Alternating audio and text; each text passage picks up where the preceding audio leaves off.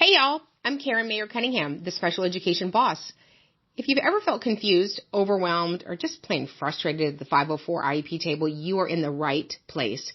Every week, I'm breaking down the rules, the rights, and the realities of special education so you can walk into meetings informed, empowered, and ready to make real change. And whether you're a parent, a teacher, an advocate, a school-based member, or somebody who's just trying to do right by a student, this podcast gives you straight talk, real answers, and tools that you can use immediately. I'm not here to play politics. I'm not here to play sides. I'm here to train people who sit at the table and teach you how to follow the law, ask the right questions, and protect the rights of students. So go ahead and hit subscribe, share this with a friend, and you know what? Meet me back here every single week. We're not just talking about change. We're making it. Because when you know better, you do better. And when we get it right for the child, we get it right for everybody. Welcome back. All right. The kiddo submitted 2 questions. Number 11. Her daughter has an IEP and transportation is in it. The district assigned her to a school, but say they can only bus her from her home campus to her school. She is 3 and disabled. Is that legal?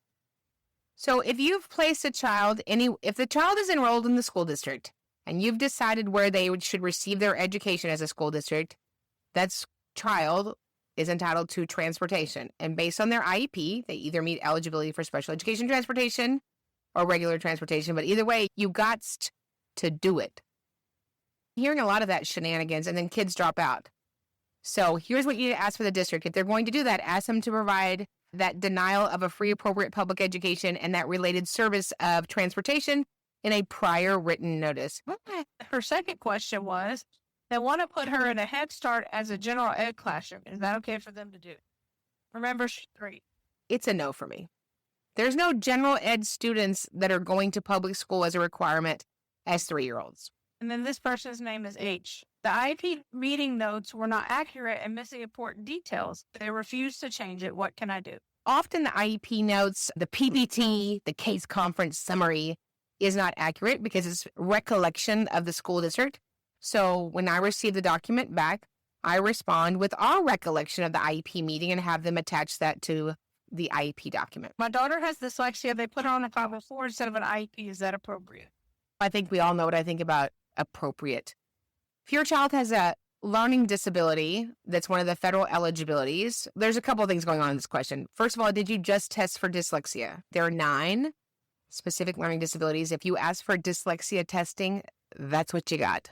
So there's dyslexia, there's reading fluency, there's basic reading and reading comprehension, written expression, math calculation, math computation, listening comprehension, and oral expression, right? So it's very rare that a child has dyslexia and doesn't also have one of the ADHDs. That's just me doing this for 27 years. But make sure that you've tested in all areas of suspected disability. If a child has dyslexia, it can be served under general education, but you can also have a student that the acuity of their specific learning disability, usually when you have comorbidities, other SLDs, rises to the level of that dyslexia being provided by a special education teacher. Okay. This one says, my daughter has an IEP. Our team allowed her to earn coming in late. Should these late be excused? We can certainly say a student's disability impacts their ability to be at school on time, but that's usually a medical or an emotional need, but you don't earn it. This one says, my son has a learning disability and is considered SPED. What happens if he does not pass the STAR? He is a freshman. Nothing. Moneymaker for nobody that works at a school. So if your child doesn't pass the STAR test, the state test, then we can decide as an IEP committee whether or not they need to retake it or not. Perfect. My son, who is on the spectrum, is turning 18 this year. How do I stay part of his IEP?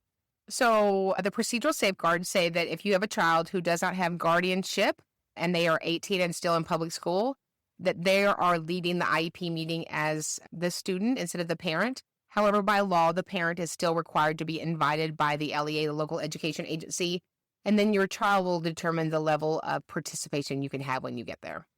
Perfect. And then, can the district pull students out for House Bill 4545 during their lunchtime? So you just say to the committee, whether your child's general ed, 504, special ed, all the eds, we will not be participating in House Bill 4545 hours. We agree to 0 hours, but we know that your district is RWA ready, willing, and able to provide those hours should we want them in the future. JD the Great said, what happens if the school doesn't comply with an IEP? And then in quotations, they said, using her FM. Your ability to access the curriculum in the same rigor and efficacy as other students is a requirement under the U.S. Department of Education Office of Civil Rights. So if a child has a DHH eligibility, deaf and hard of hearing, which is what you're talking about, or deaf blind, they have to use the FM system because it's how they access their curriculum. So I would give the school one opportunity to fix that. Otherwise, I would file with the U.S. Department of Education Office of Civil Rights. They take kiddos with sensory disabilities quite seriously. I disagreed with placement, but I'm getting a lot of pushback. What can I do? So you have the right to disagree with any IEP decision. So you capture that in a legal disagreement. The school has to offer you a reconvene within 10 business days or at appropriate time that both parties can meet at a mutually agreed upon time. The intention of the reconvene time is for both parties to come back with additional data that supports your decision. So we make decisions in special ed based on data. So if they've made a decision that's not based on data, it's invalid. You've been denied meaningful participation in the IEP process. You've been denied IEP team membership. The LEA's decisions are predetermined. Your student has been denied a free appropriate public education and your student has been harmed.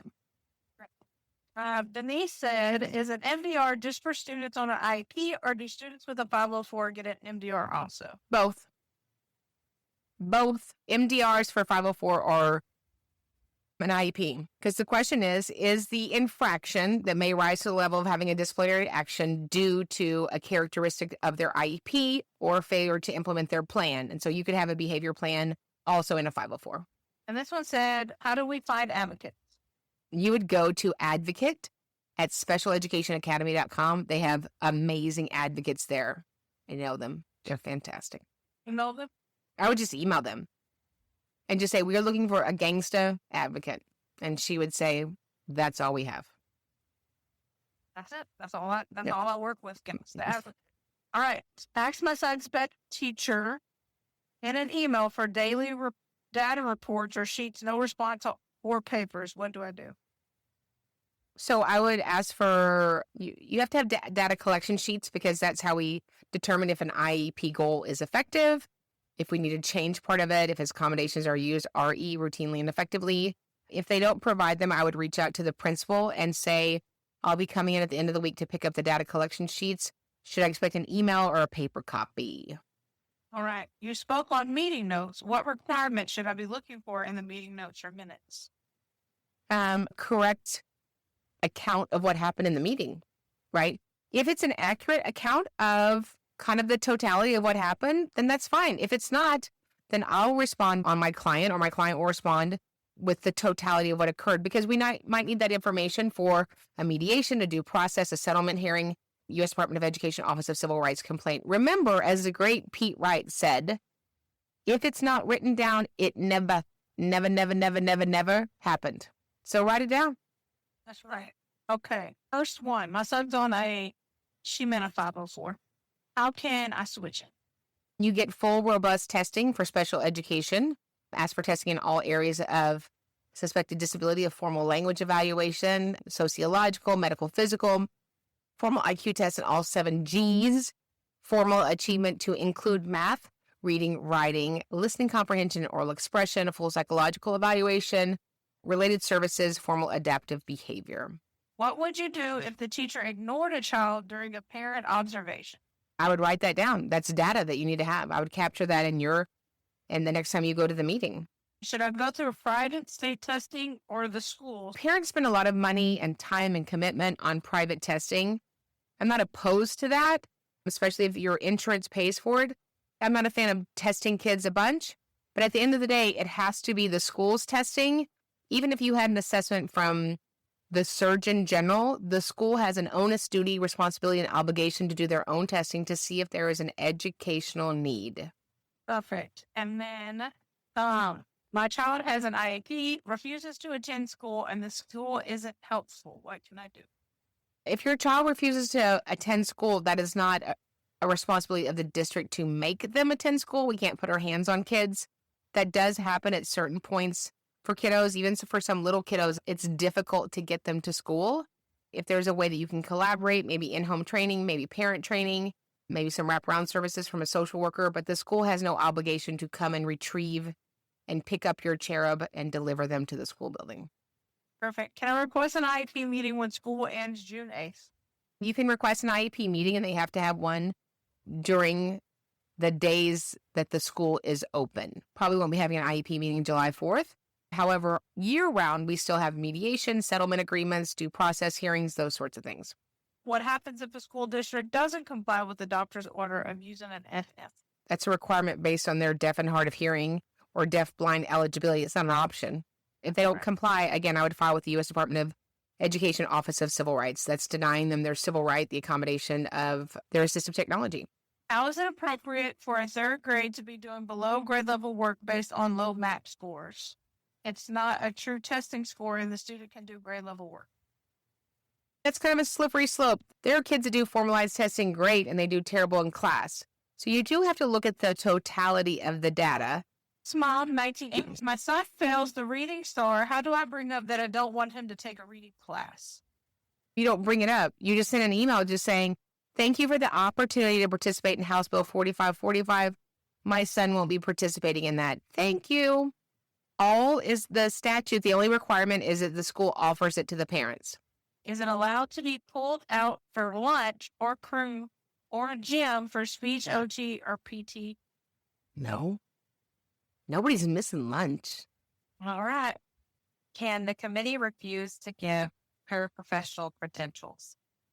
You can look up all of the people that serve your child, their licensures. So if you're wanting to know the certifications that the persons that provide your child an educational product have, you go to your state's website, you go to the Department of Education, the Florida Department of Education if you live there, and you look it up and you put in their full name. It will tell you that they're a teacher, they're a special ed teacher, they are a paraprofessional, they're a level 1 aide, they're an ESL teacher. They'll tell you licensure there.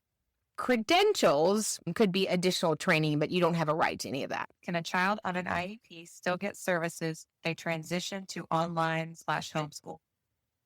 So an IEP is delivered in a setting where a teacher provides education to that child.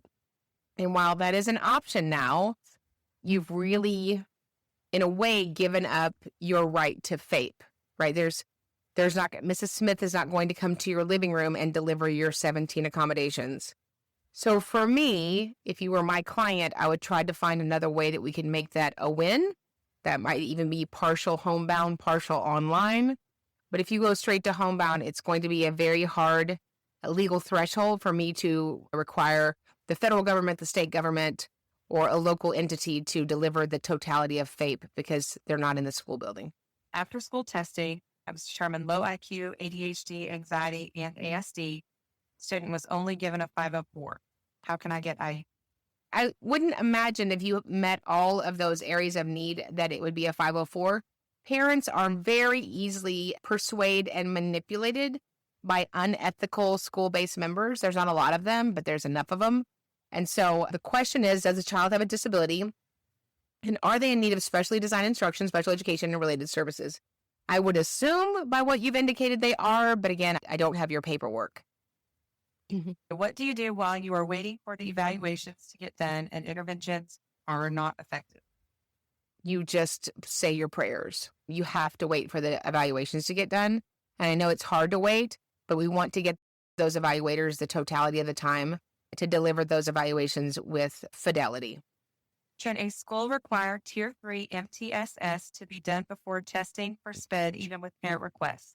No. So January 11th, 2011, there was a letter from OSEP, the Office of Special Education Programs, which gives guidance to states. And it said, just wanted to remind you guys, in case you forgot, RTI, MTSS, none of those are something that stops special education testing. So if you're telling people that and you're a teacher, you're violating somebody's civil rights and you're violating their right to their procedural safeguards. So don't say that, even if your principal or somebody else told you to say that.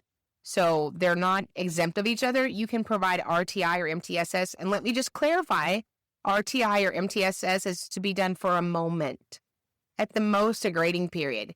it either makes a difference or it doesn't. So it's not a replacement for special education testing.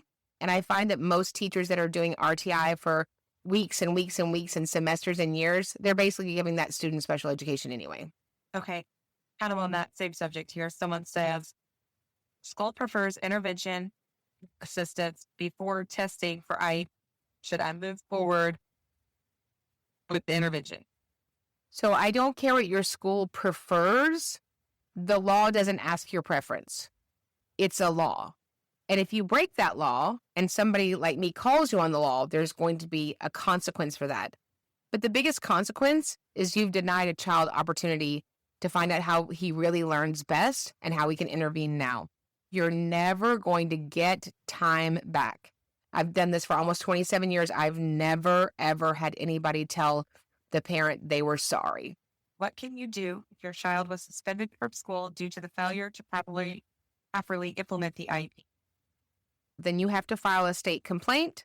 You have to file due process. You have to go through those dispute resolution options. We have a training on YouTube and Special Education Academy. We have it on the Academy, but you have 6 dispute resolution options. You have to pick one which is the most effective for you and your family.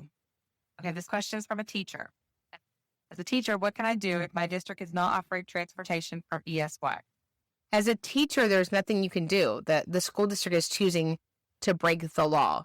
Unfortunately, we hear this from every teacher that we have the blessing to train, but it's our experience that teachers that come to us, if they say something, then they get penalized. My SPED director wants to list paras as adult support. Is this an appropriate way to get fix of paras? A para is just somebody that's part of the educational services that we provide to children. We can call them whatever name we want to call them. They have the ability to deliver special education with limitations and supervision. Calling them different things doesn't make any difference. Okay, for early education, a 3-year-old, can they qualify for an IEP, OHI, or does there have to be a developmental delay? No, OHI covers it. Here's Ada's asking advice for how to get schools to give para support that's needed. Money is always the issue. It's never the issue. Listen to me, money's never been the issue in education. Money's never been the issue anywhere in America. Focus and allocation of our time and resources is the issue. I live in a school district that I think has 4 or 5, I think there's only like 45,000 kids in our school district. And we have a football stadium that was hundreds of gazillions of dollars. It's never been about money. It'll never be about money because I don't sit in meetings where money is the issue. The resolution is not about money. It is the squeaky wheel gets the oil. And 47 years ago, December 2nd, 1975, we passed this thing called Educating All Handicapped Children Act. And you guys have to go out there and be the squeaky oil, the squeaky wheel. You have to be in need of oil, right? And parents and people and school-based members they just take no for an answer and run along, kiddo. I don't run along. This is a child's education. And I would say to you, if somebody said, hey, I know your kid takes insulin every day, but oof, that's a money issue and a staffing issue, would you go, that's fine? I mean, just give him a peanut butter cup. No. So you wouldn't take no for medicine. You wouldn't take no for his medical protocol. Don't take no for his educational needs. Don't do it because you're going to have a thing for the next 80 years called regret because you did not fight for your child's needs. Someone said that the school signed her name on an IEP document without her permission. What does she do? So I would immediately file with the U.S. Department of Education Office of Civil Rights at a case here in Houston School District, Spring Independent School District. And they had signed for a mom who didn't speak English for several years, which is interesting because she didn't go to the meeting. So that's a little bit of a problem. The school has to provide transportation. The school has to provide transportation. Whether you're in Conroe, Willis, the Heights, New York City, you would provide transportation if it was a volleyball tournament. Perfect. So how do you go about starting the process to see if a child is eligible for ECSC? So when they're 2.5, you contact the school by email. You say, dear staff, this is my formal request for my child to have special education testing. Areas of suspected disability are attention, behavior, communication, and learning issues. We look forward to coming in and signing notice and consent. And the student is on home hospital but refusing all services. Should they still be marked absent? If the student is refusing services, the school has to mark them as absent. Absolutely. Can a child be removed from life skills? A child can be determined to not be in the appropriate setting, and if that setting is life skills, it's not appropriate, then we move them. And as a parent, I signed the IEP, but after processing all of the information, can I go back and say I don't agree? If it's been within 5 days and you didn't waive your 5 days, you could say that. You can always call another IEP meeting to address areas of concern. All right. Is there a difference in the verbal and nonverbal assessments? Sure. So there's components of IQ's tests that have a nonverbal section. However, if your child is nonverbal, in the IEP meeting, I'm going to ask for one of 3 tests. You could use the TONI, TONI. It's an older assessment, but it would give you good information around some of the G's for a full IQ test. My preference is the unit or LITER 3, LEITER-3, LEITER-3. Those are all completely nonverbal. The evaluator is nonverbal, and the student answers without having to use language. So they're amazing assessments. Someone keeps asking, how do they know or how can they tell that they were tested in all 8 areas? So here are the 8 areas: speech and language, medical, physical, sociological, psychological or emotional behavioral, IQ, achievement, adaptive behavior, and related or instructional services. Can a school OT help with toileting issues? They've sent messages but haven't heard back. Their ARD is tomorrow. Yeah, I mean, if there's toileting, concerns, certainly the OT could support that as it relates to functionality. If you're donning and doffing your clothes, we like to keep our clothes donned, especially when, you're outside of your shower. So part of that is the functionality of buttoning and zipping, taking their clothes off and putting their little clothes back on. That's certainly one of the issues. But you can certainly have a great teacher or a great special education teacher write an IEP goal and then work on kind of a pristine toileting schedule for that student. And if you have any questions that aren't getting asked tonight, you can always email us at advocate@specialeducationacademy.com. All right. I'm a student with an IEP. Is there a way the committee can say I don't need to take the STAR? And if so, how? That is a slippery slope that I don't participate in. I don't want to teach kids to fake taking the test. I have people that have opted out. The schools have let them opt out. I have schools that have not let them opt out. So I don't get in the middle of that. But we can't put in the paperwork that we can't put in the IEP that you're not going to take the state test. That's not part of an individualized education program. Okay, middle school is not approving my students' accommodations if they, quote unquote, do not apply to all classes. We don't approve accommodations. They came on their IEP. There's no approval. This is not like, do you like cheese? It's a civil right. It's a requirement. Okay, my daughter has Tourette's, ADHD, and scoliosis after testing, and they said that she didn't qualify because of her grades.